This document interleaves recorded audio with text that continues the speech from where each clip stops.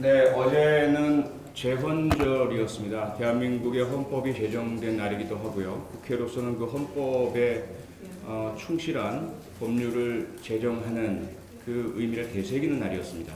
그런데 재헌절인 어제 국회에서는 또 하나의 폭거가 발생했습니다. 국회 법제사법위원회가 전혀 전례를 찾아볼 수 없을 방법으로 보이콧 당했습니다. 법제사법위원회 전체 회의를 소집했던 법사위원장 스스로 보이콧을 선언한 것입니다. 법제사법위원회의 문제는 이미 오래전부터 지적돼 왔습니다. 이번 20대 국회 후반기 원구성을 하면서 자유한국당은 자신들에게 법제사법위원장을 달라고 하면서 법제사법위원회 개혁에 대한 약속을 했습니다.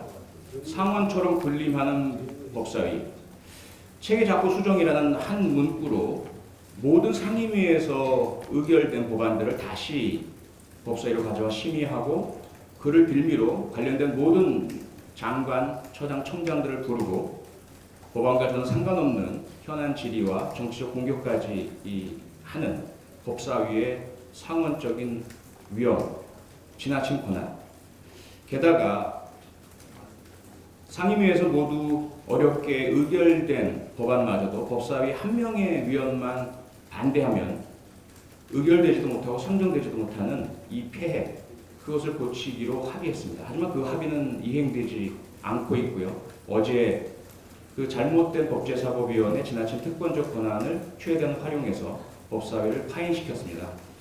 어제 상정 예정이었던 131개의 민생 법안은 국민들의 생활, 우리 경제의 활력, 특히 제4차 산업의 추동과 일본의 수출 규제에 따른 우리 첨단 산업의 생존을 위해서 꼭 필요한 법안들이었습니다. 그뿐만이 아닙니다.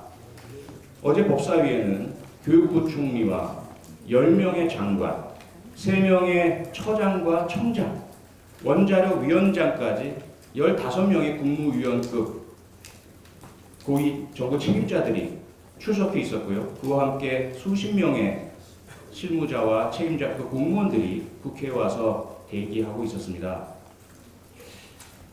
국정을 거의 마비시킨 국회 폭거라고 할 수 있습니다. 이러한 법제사법위원회의 문제뿐만 아니라 또 하나의 문제가 연동되어 있습니다. 외통위에서도 일본의 수출 규제 철회 촉구 결의안이 상정되지 못한 일이었습니다. 외통위에서 역시 막판에 보이콧이 선언되면서 결의안 통과가 이루어지지 못했습니다. 그 이면에는 자유한국당의 원내 대표단의 지시가 있었다는 이야기가 들립니다. 결국 법사위의 파행 보이콧과 외통위의 보이콧은 각각의 위원회에서의 문제가 아니라 자유한국당의 원내 전략의 일환이었다는 이야기입니다. 내일은 6월 임시국회 마지막 날입니다. 내일 추경이 의결되지 못한다면 86일간 아무런 조치도 취하지 못한 채 포항과 강원도 이재민들을 돕기 위한 긴급한 예산, 미세먼지 줄이기 위한 중요한 예산, 경제 활력을 도모할 수 있는 예산, 일본의 수출 규제에 따른 긴급 처방 예산 모두 무산될 위기에 처해 있습니다. 자유한국당이 과연 대한민국의 정당으로서 이 추경을 반대할까요? 추경 반대에 빌미를 내세워서 결국은 국회를 연장시키고 재소집하면서 방탄국회를 하려 한다는 의혹이 짙게 제기되고 있습니다. 나경원 피의자 부학이 방탄국회라는 의혹입니다. 국회 선진화법을 정면으로 위반하면서 4월 25, 26일 양일간 국회를 난장판, 싸움판으로 만들었던 자유한국당. 그들은 적반하장식으로 더불어민주당, 정의당 등의 국회의원과 당직자들을 고발했습니다. 그 옳지 않은 고발에도 불구하고 저를 포함한 더불어민주당 의원들은 경찰에 출석해서 6시간 이상의 철저한, 엄정한, 힘든 조사를 마치고 왔습니다. 앞으로도 계속 그렇게 할 예정입니다. 그런데 정작 스스로가 고발했던 자유한국당 의원들은 자신이 고발된 사안에 대해서는 경찰 출석을 거부하고 있습니다. 3회 이상 출석 거부를 하면 강제 구인의 대상이 됩니다. 강제 구인에도 응하지 않으면 체포영장이 발부가 될 수 있습니다. 이러한 모든 국민들이 겪는 수사 사법 절차를 자유한국당은 회피하겠다는 공식적인 대담한 선언들을 하고 있습니다. 그 방법은 방탄국회로 의심됩니다. 만약에 제가 제기한 이러한 주장들이 음모론이고 근거 없는 주장이라고 생각하신다면 내일 꼭 본회의 열어주시고 추경을 통과시켜주시기 바랍니다. 그 이후에 다른 문제에 대한 논의를 해주시기를 간곡히 부탁드리겠습니다. 일본의 수출 규제에 대해서 간단히 말씀드리겠습니다. 이미 1951년 샌프란시스코 강화 조약에서 일본은 전범국 가해국으로서 47개의 피해자국을 대상으로 해서 자신들의 죄를 고백하고 반성하고 불법 점유한 토지를 모두 반환하며 그들이 졌던 채무에 대한 이행을 약속했고 보상 대상을 했습니다. 그 샌프란시스코 강화 조약의 가장 중요한 규정 중 하나는 그런 국가 간의 채권 채무에 대한 이행 및 조건에도 불구하고 개인이 전쟁 범죄로 또는 반인권적인 행위로 입은 피해에 대한 개인적인 법적 청구권은 소멸되지 않는다는 것이었습니다.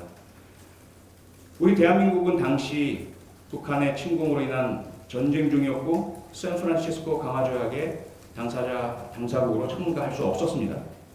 1965년 청구권협정은 뒤늦게나마 이 샌프란시스코 강화 조약의 한일 간의 이행이었습니다. 3억 불의 돈을 우리가 받았고요.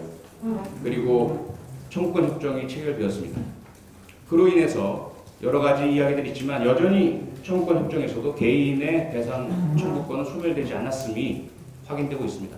2005년 정부가 주도한 민관 합동조사의 결과도 마찬가지였습니다. 개인 청구권은 소멸되지 않는다. 다만 국가가 강제징용 피해자들에게 보상금을 지급한다. 대법원의 결정은 이러한 모든 맥락들, 국제법적 관련 판례들을 철저히 조사한 결과이며 하나도 흠잡을 데가 없는 판결입니다. 이에 대한 일본의 조치는 부당합니다.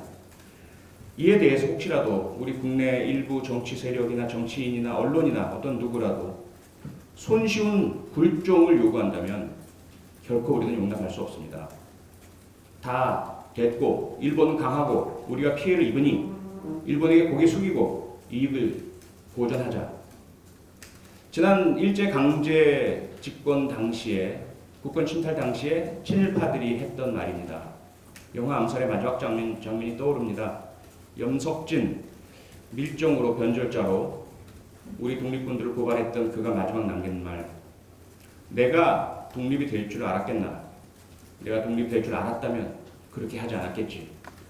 지금 손쉬운 굴종을 요구하는 일부 인사들 그 말을 떠올려 주시고 반성하시고 우리 국론의 통일, 정부와 함께 일본의 부당하고 불법적인 경제 침략을 이겨내는데 협조해 주시기 부탁드리겠습니다. 이상입니다.